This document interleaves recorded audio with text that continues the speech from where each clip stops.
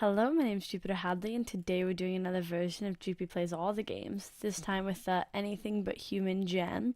This is a pretty straightforward game jam. You need to make a game where the main character was not human. It needs to talk, it needs to act human or personified, but not be human. I'm playing all of the games that were entered into this jam for about a minute each, 10 per video. Links to individual games in the description, so you can check them out and play them further, and all my info also in the description, so you can check me out. Thank you very much for watching and liking and commenting. Next. First, we're playing Neon Phase. This game looks amazing. Just graphically, it looks really cool. Alright, so you start walking that way and you don't seem to stop though, which is a bit weird.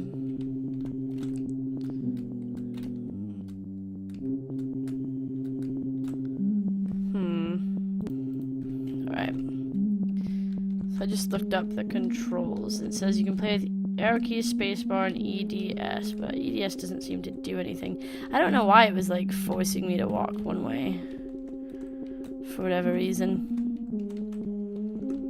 What do you need to do? Spacebar jump, EDS. What does EDS do? Graphics look brilliant, but I'm not sure what my goals are. Or, okay, we'll go up this way. Alright.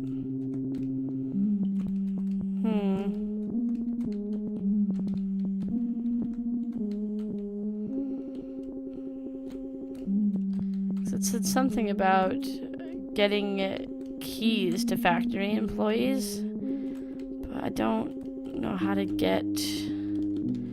Oh, this EDS. Beautiful graphically, just don't know how to actually get to anything or get around anything.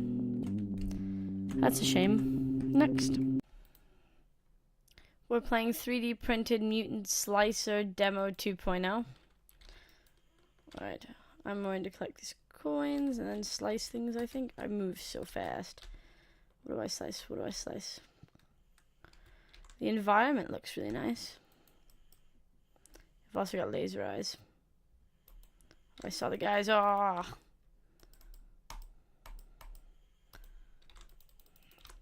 There's a lot of them. They've got blood like coming out of their mouths. We can also dash, although we move so fast. Not sure if we need to. Just keep slicing. Oh, we found where they spawn. Let's go this way. That looks so creepy. I figure if we go this way, we can find where the other side spawns and just sort of gain all of their coins. Surely that's the goal, not to kill them all, because they'll just keep spawning. Oh, we did sort of like an attack in the air. Bam. We don't need any of these health packs. We're fine.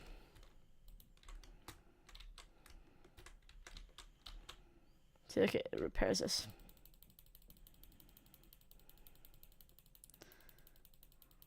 We're definitely a robot.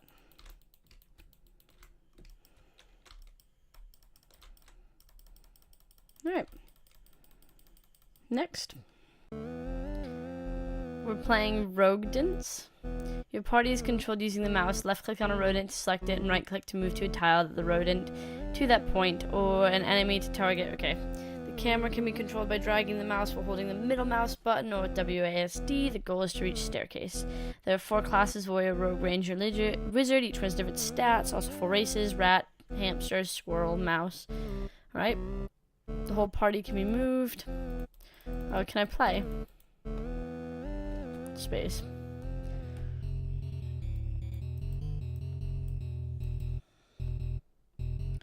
Alright, so one of you moves very slowly.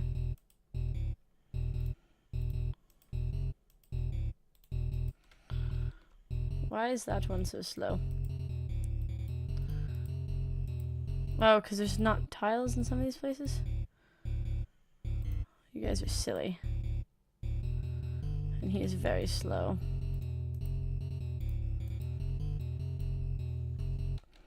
Where is this exit? Yeah, so it's just down there maybe? Come on, guy. Can you not see that spot and that's why you're not going? He's so slow. I like the background noise happening. The noise. The music. Yeah, I'm gonna bring them one at a time. Oh, is it like super dark in here? So we're just kind of like taking a guess. Because I assumed I was just heading towards the right direction, even though I don't really see a staircase. So this guy's got the lantern. We all need to stick with him. You need to come down here. This slowpoke.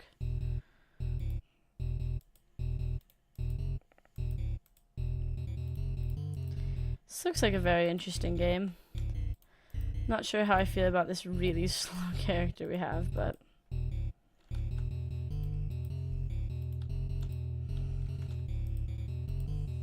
I'm sure you'll find the staircase. Yeah, there's a chest. Okay, so that we got something. Okay. Come on, come forward. Looks well made. I'm struggling for whatever reason though. Next. We're playing Heist. I have already played this for the Love Gem, but I'm gonna play it again. Land of Dungeons Pro. It's basically... Ooh, sorry, I scrolled down too much. It's like a book almost. There's like so much writing in this. Flortha, a land where magic is as real as anything to the touch, is comprised of various components.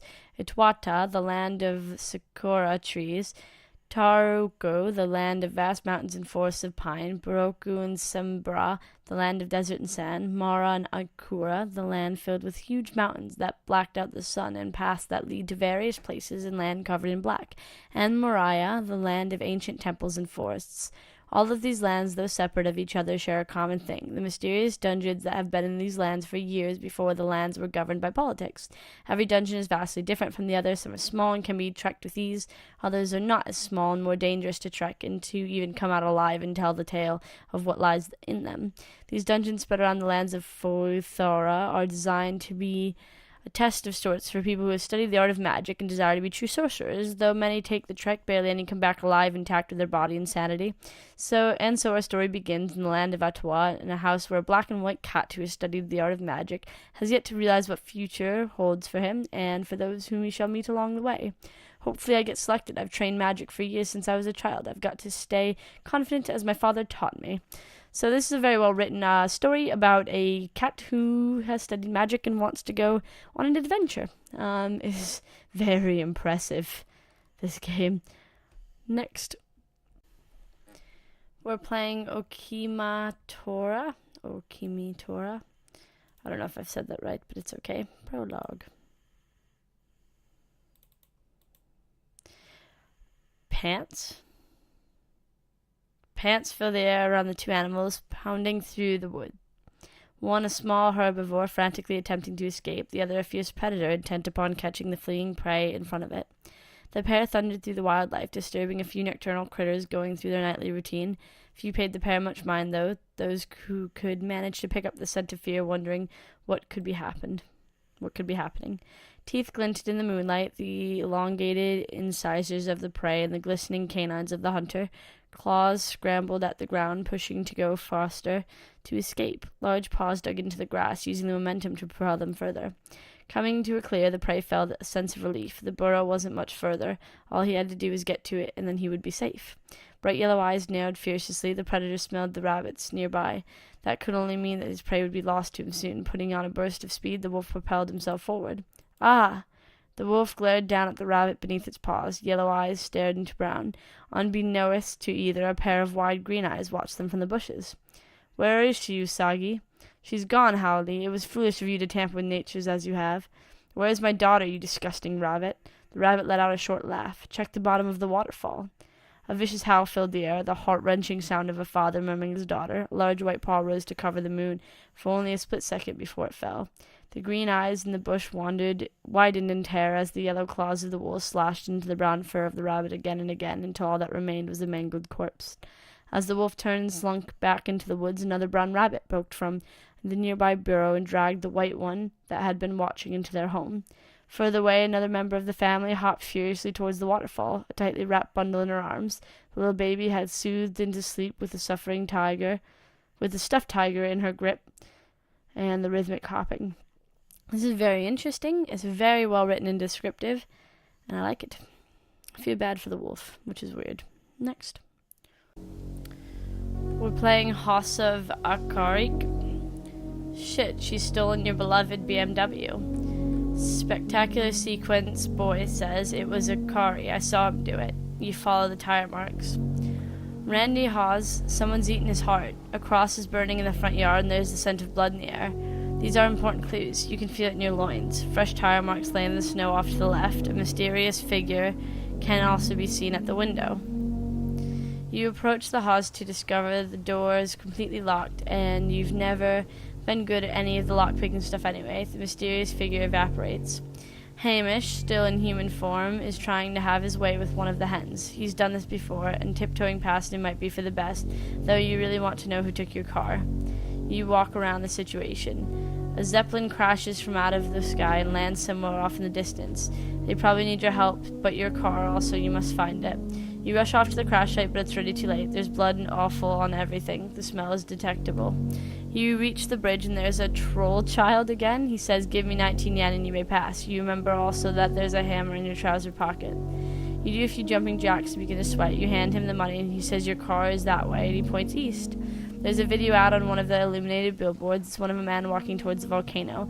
This could be where you need to go. You also look to the lighthouse off in the distance. There's a cult at the base of the mountain blocking your path. They're wearing robes, and there's about 19 of them. You could use that hammer in your trousers or walk the extra long way around. You end everyone in the cult and walk through the mess to the other side. There's money on the ground everywhere. You come upon the Haus of Araki. Araki? It's glowing. Araki is hanging out in the Vedestin. The air stinks of volcano. He must have teleported back a few moments ago. This is very strange and mysterious. I kind of like it, though. It's well written. Not really sure what's going on, though. Next. We're playing Bone Fetcher 3000. Alright. I'm a doggo, as the kids call them these days. I'm basically still a kid. I promise. I find it very interesting that people call dogs doggos now. It's a cute word. Ooh.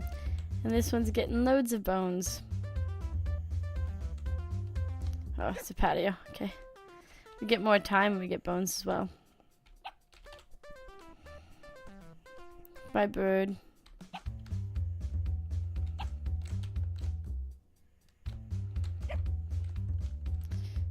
Alright, come on, dog. Don't just slide like that. 4. Okay. 5, 4, 3. One more time. 4, 3, 2. One more time. 3, 2. 2. Ah, cool. Next. We're playing Steven Seagull, Owl by Herself. My name is Steven Seagull. I'm a police officer of Birdtown. I've seen a lot of things in my years of service, things that would curd an egg, but nothing prepared me for what happened on the case that landed in my lap on July 9th, 2003. That day started off like any other, really. I'd stopped by Dagger Donuts by the beach and grabbed that sweet, sweet, sugary goodness. A flock of those dumb two-legged leggers were blocking my path, forcing me to shoo them away. I swear these dumb humans were a menace to Birdtown, and it's a wonder that Mayor Puffins hadn't done something about them. As far as I could tell, all they did was cause a mess. Clawing at a slow one of the filthy humans, they were out of my way, and I made my way to the order window. Look at his beautiful chest. I was greeted by the all-too-familiar sight of the Dagger Donuts owner, Friggate. He was a rather round fowl who seemed to enjoy his wife's confectionery creations as much as his customers did. The bloated bloke even liked to joke that her donuts were the reason that he married her. Officer Seagull, the boisterous caw, rang out as Frigg spotted me. "Good to see you this morning. The usual?" he asked as she pulled her apron over her head. Yeah, the usual. 1 energy plus 1 awakeness. The usual for this good old bird was 3 glazed golden diggers and a medium black coffee. It was an old Birdtown cop specialty. It was an old Birdtown cop specialty that became a habit of most officers. In fact, I hadn't even liked donuts when I first joined the force, straight out of the academy, but that was just one of the many things that quickly got beat out of you. What else is there for a cop to eat on an odd-hour shift in stakeouts? But how done with this bird poop I am is a story for another time. I stuffed one of the donuts in my beak as I plopped down a $5 to pay for my breakfast. Turning, I balanced the other 2 donuts on top of my coffee as I headed back to the car. I like this game. It sort of reminds me of a small town in St. Ives. Like, St. Ives is a small town, so I don't know, in Cornwall, where there's always lots of seagulls. And there's all these signs that say not to feed the seagulls, but I just imagine the seagulls going, oh, don't feed the humans, they always get in my way, because that's how people react to seagulls. I love seagulls and all types of birds, and I find this really cute and really well written, and I like this character. Next. We're playing Nessie Goes for a Swim. I feel like I've played this game before, but I'm not sure. Z to flop your flippers, X to blow bubbles. Godspeed to Nessie. Oh, Nessie has so much gold, evil fish want you to steal it. You are Nessie. I think I played a different game. It was about Nessie, but it was about, like, sort of how Nessie learned something, or Nessie was running away from something. I think someone was, like, eating Nessie. These people are getting by, and it's really bad.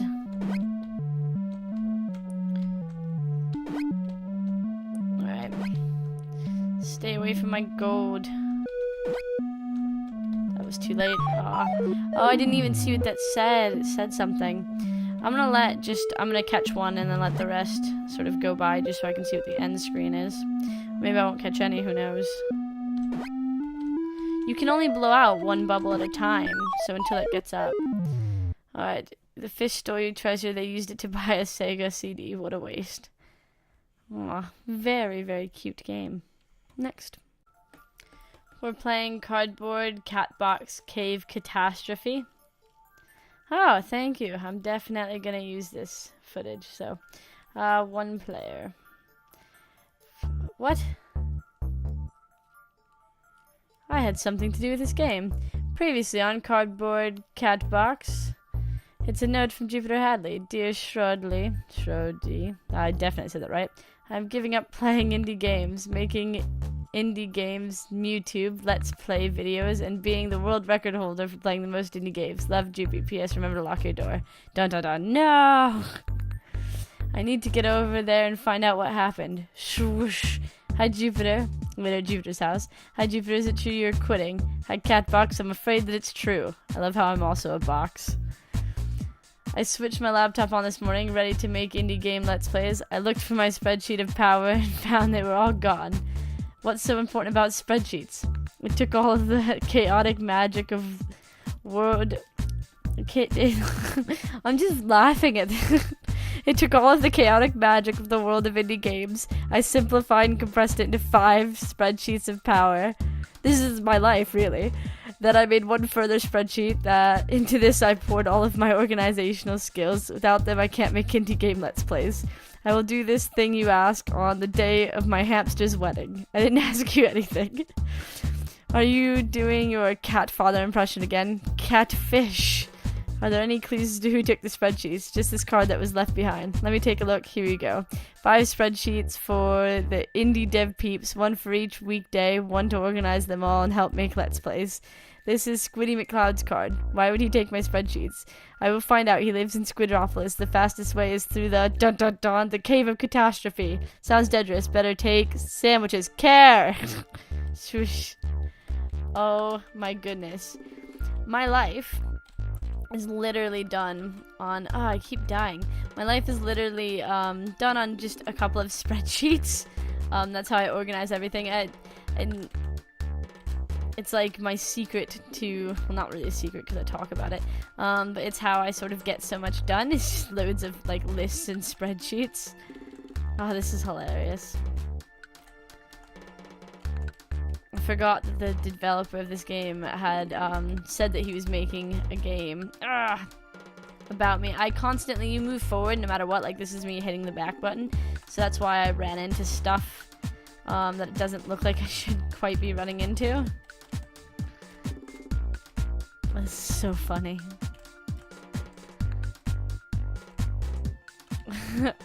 Next.